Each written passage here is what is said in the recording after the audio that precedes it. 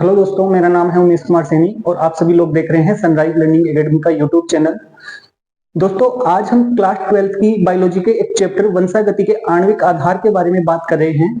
जब हम किसी भी टॉपिक के बारे में पढ़ना स्टार्ट करते हैं तो हमें उसके नाम से पढ़ना चाहिए या उसके शुरुआत में कुछ चीजें ऐसे पढ़नी चाहिए जो उसके थोड़ी से एक आसपास की हो, जिससे कि हमें वो टॉपिक पढ़ने में और उस टॉपिक को समझने में आसानी होती है। तो हम बात करते हैं सबसे पहले वंशागति के बारे में। दोस्तों, वंशागति से तात्पर्य होता है आनुवांशिक लक्षणों का एक पीढ़ी से दूसरी पीढ़ी में स्थानांतरण या माता पिता से संतति में जो आनुवांशिक लक्षणों का स्थानांतरण होता है उस प्रक्रिया को हम वंशागति कहते हैं। अर्थात वंशागति में आनुवांशिक पदार्थ होता है वो एक पीढ़ी से दूसरी पीढ़ी में स्थानांतरित होता है। और जो ये आनुवांशिक पदार्थ होता है ये ज्यादातर जीवों में डीएनए होता है। डीएनए एक प्रकार का न्यूक्लिक अम्ल है।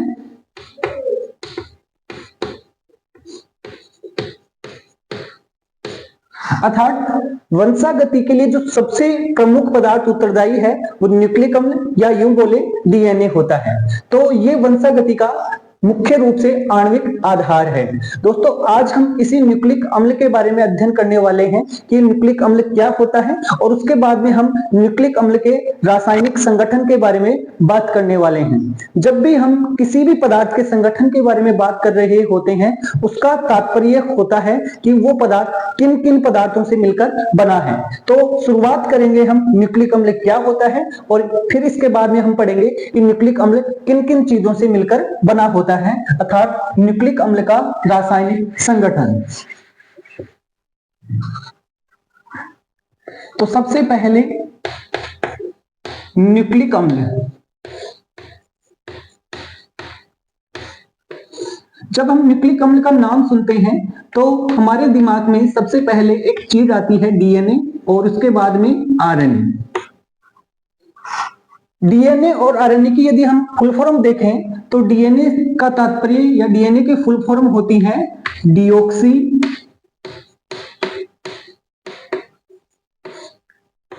राइबो न्यूक्लिक अम्ल। और आरएनए की जो फुल फॉर्म होती है वो होती है राइबो न्यूक्लिक अम्ल। तो मुख्य रूप से दो प्रकार के न्यूक्लिक अम्ल पाए जाते हैं। अब हम ये देखेंगे कि इनको न्यूक्लिक अम्ल क्यों कहते हैं। सबसे पहले तो ये जो पदार्थ होते हैं, ये रासायनिक पदार्थ होते हैं, वो अम्लीय प्रकृति के होते हैं। और अम्लीय प्रकृति के होने के साथ साथ ये कोशिका के केंद्रक में पाए जाते हैं और कोशिका के केंद्रक अर्थात न्यूक्लियस में उपस्थित होने के कारण ही इन पदार्थों को हम न्यूक्लिक अम्ल के नाम से जानते हैं। अर्थात न्यूक्लिक अम्ल होते हैं वो केंद्रक में पाए जाने वाले अम्लीय पदार्थ होते हैं। यदि हम इन डीएनए और आरएनए के बारे में बात करते हैं तो शुरुआत करनी पड़ेगी हमें इस डीएनए और आरएनए के रासायनिक संगठन से। इस रासायनिक संगठन के अंतर्गत हम ये देखेंगे कि ये डीएनए और आरएनए होता है वो किस प्रकार से बना होता है।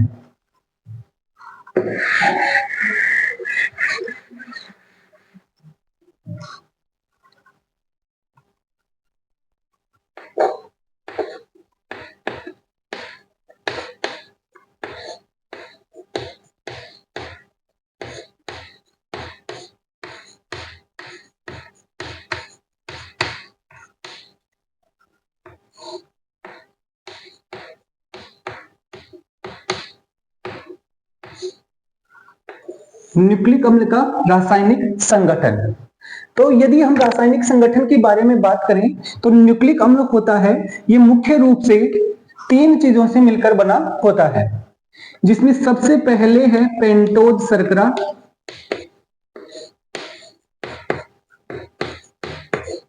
नंबर 2 पे आता है नाइट्रोजनी क्षारक,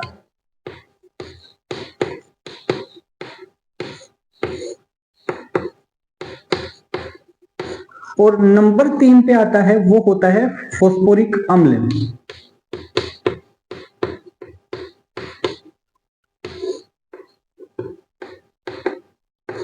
तो न्यूक्लिक अम्ल में मुख्य रूप से ये 3 चीजें पाई जाती है, पेंटोज शर्करा, नाइट्रोजनी क्षारक और फॉस्फोरिक अम्ल।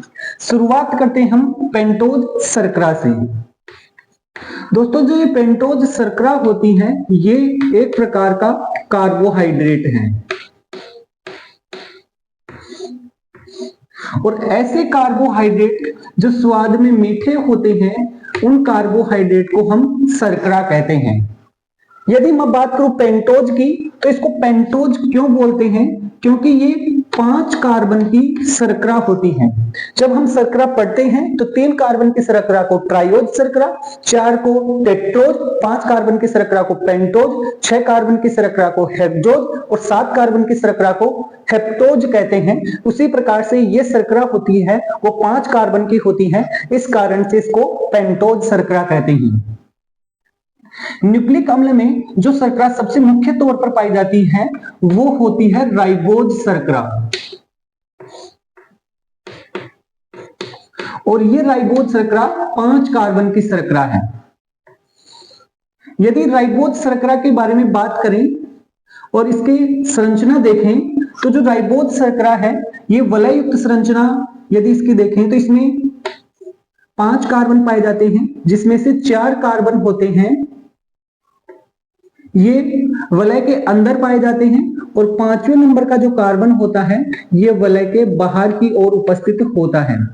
तो दोस्तों ये कार्बन नंबर 1 है, ये कार्बन नंबर 2 है, ये कार्बन नंबर 3, ये कार्बन नंबर 4 और ये कार्बन नंबर 5। अर्थात राइबोज शर्करा 5 कार्बन की एक शर्करा है।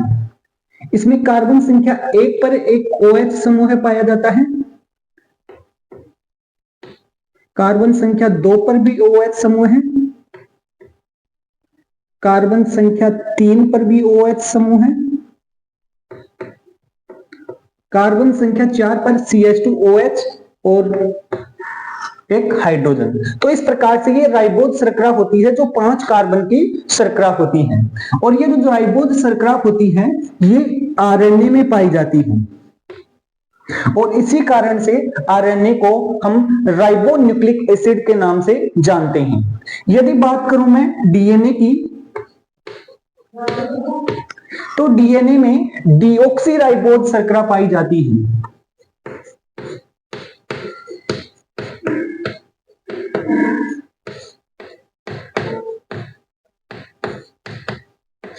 DNA में डीऑक्सीराइबोज शर्करा पाई जाती है। डीऑक्सीराइबोज शर्करा में एक अंतर होता है कि जो राइबोज शर्करा होती है उसकी कार्बन संख्या 2 पर एक ऑक्सीजन कम पाया जाता है। यदि हम डीऑक्सीराइबोज शर्करा का चित्र देखते हैं या संरचना देखते हैं तो इस प्रकार से होगा।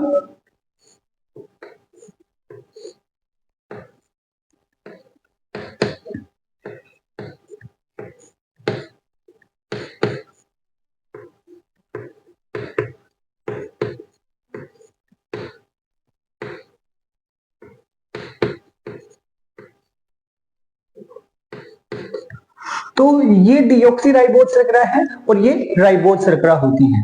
डीऑक्सीराइबोज शर्करा डीएनए में पाई जाती है और राइबोज शर्करा आरएनए में पाई जाती है।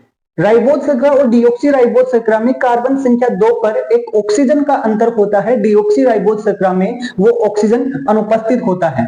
तो इस प्रकार से हमने देखा है कि न्यूक्लिक अम्ल में पेंटोज शर्करा होती है, वो कौन कौन सी पाई जाती हैं? डीएनए में डीऑक्सीराइबोज और आरएनए में राइबोज शर्करा उपस्थित होती है। अब यदि बात करें हम दूसरे पदार्थ के बारे में, तो जिसका नाम है नाइट्रोजनी क्षारक। ये क्षारीय प्रकृति के पदार्थ हैं और साथ साथ में इन पदार्थों में नाइट्रोजन की उपस्थिति के कारण से इनको हम नाइट्रोजनी क्षारक कहते हैं। ये जो नाइट्रोजनी क्षारक होते हैं ये मुख्य रूप से 2 प्रकार के होते हैं, एक प्यूरिन और दूसरे होते हैं पिरिमिडिन। तो नाइट्रोजनी क्षारक मुख्य रूप से 2 प्रकार के होते हैं, प्यूरिन और पिरिमिडिन। ये दोनों ही जो नाइट्रोजनी क्षारक होते हैं ये वलय युक्त होते हैं।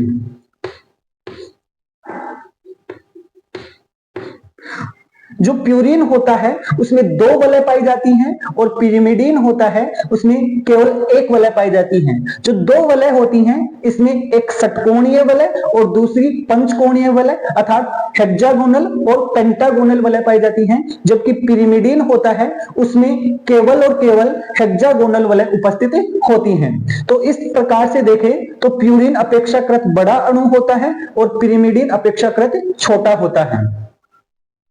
ये जो प्यूरिन होते हैं ये 2 प्रकार के होते हैं, एक होता है एडेनिन और दूसरा होता है ग्वानिन। एडेनिन को हम कैपिटल ए से दर्शाते हैं और ग्वानिन को हम कैपिटल जी से दर्शाते हैं।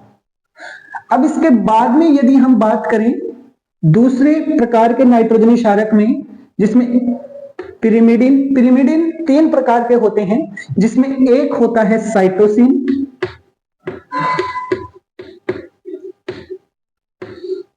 दूसरा होता है थाइमिन और तीसरा होता है यूरेसिल।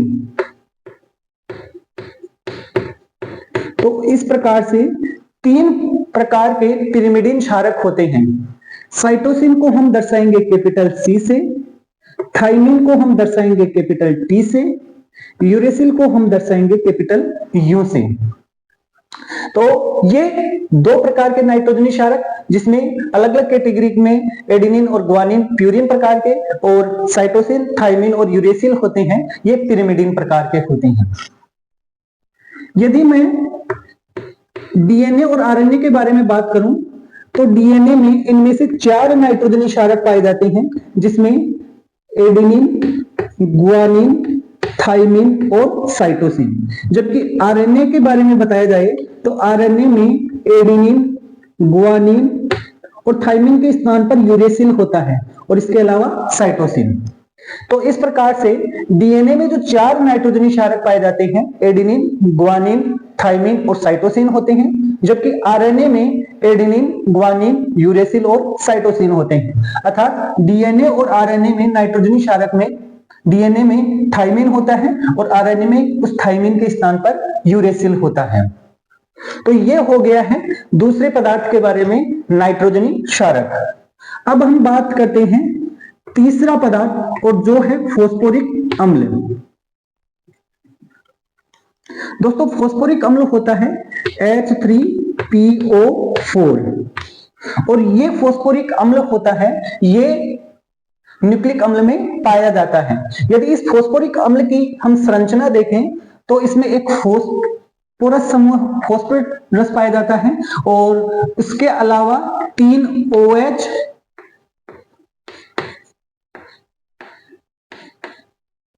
और एक ऑक्सीजन द्विबंध के साथ जुड़ा रहता है। तो ये फॉस्फोरिक अम्ल की संरचना है।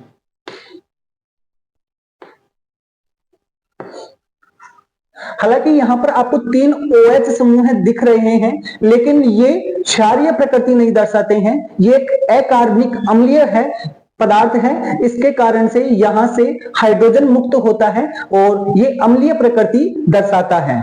तो इस प्रकार से हमने देखा है कि जो न्यूक्लिक अम्ल होता है उस न्यूक्लिक अम्ल में मुख्य तौर पर 3 पदार्थ पाए जाते हैं, पेंटोज शर्करा, नाइट्रोजनी क्षारक और फॉस्फोरिक अम्ल। पेंटोज शर्करा होती है वो कार्बोहाइड्रेट है, स्वाद में मीठे होने के कारण इनको हम शर्करा कहते हैं। 5 कार्बन की शर्करा है। जो मुख्य तौर पर शर्करा पाई जाती है वो राइबोज शर्करा, और ये राइबोज शर्करा होती है आरएनए के अंदर उपस्थित। 5 कार्बन की शर्करा के बारे में हमने पढ़ा। इसके बाद में जो डीएनए होता है उसमें डीऑक्सी राइबोज शर्करा पाई जाती है और राइबोज और डीऑक्सी राइबोज में एक ऑक्सीजन का अंतर होता है, डीऑक्सी राइबोज में एक ऑक्सीजन कम होता है। इसके बाद में यदि हम बात करें नाइट्रोजनी क्षारक की, तो नाइट्रोजनी क्षारक होते हैं नाइट्रोजन युक्त क्षारीय प्रकृति के पदार्थ होते हैं, जो मुख्य तौर पर 2 प्रकार के होते हैं, प्यूरिन और पिरिमिडीन। जो प्यूरिन होता है ये और पिरिमिडीन होता है ये दोनों ही वलय युक्त पदार्थ होते हैं। प्यूरिन के अंतर्गत 2 वलय पाई जाती हैं, जिसमें एक हेक्सागोनल वलय होती है और दूसरी पेंटागोनल वलय होती है, जबकि पिरिमिडीन में केवल एक वलय पाई जाती है और वो केवल हेक्सागोनल वलय होती है। प्यूरिन होते हैं वो दो प्रकार के होते हैं, एडेनिन और ग्वानिन, जबकि पिरिमिडिन होते हैं वो तीन प्रकार के होते हैं, साइटोसिन, थाइमिन और यूरेसिल। यदि हम बात करें डीएनए के बारे में, तो डीएनए में इनमें से 4 नाइट्रोजन क्षारक होंगे, एडेनिन, ग्वानिन, थाइमिन और साइटोसिन। आरएनए में एडेनिन, ग्वानिन और यूरेसिल और साइटोसिन, अर्थात थाइमिन के स्थान पर यूरेसिल होगा। और इसके बाद में फॉस्फोरिक अम्ल, जिसमें का मतलब होता है H3PO4, और इसकी संरचना हमने यहाँ पर देख ली है। तो ये था न्यूक्लिक अम्ल का रासायनिक संगठन। तो दोस्तों, आप सभी लोगों को ये वीडियो कैसा लगा जरूर बताइएगा, और अगर आपको ये वीडियो अच्छा लगता है तो लाइक कीजिए और चैनल को सब्सक्राइब कीजिए।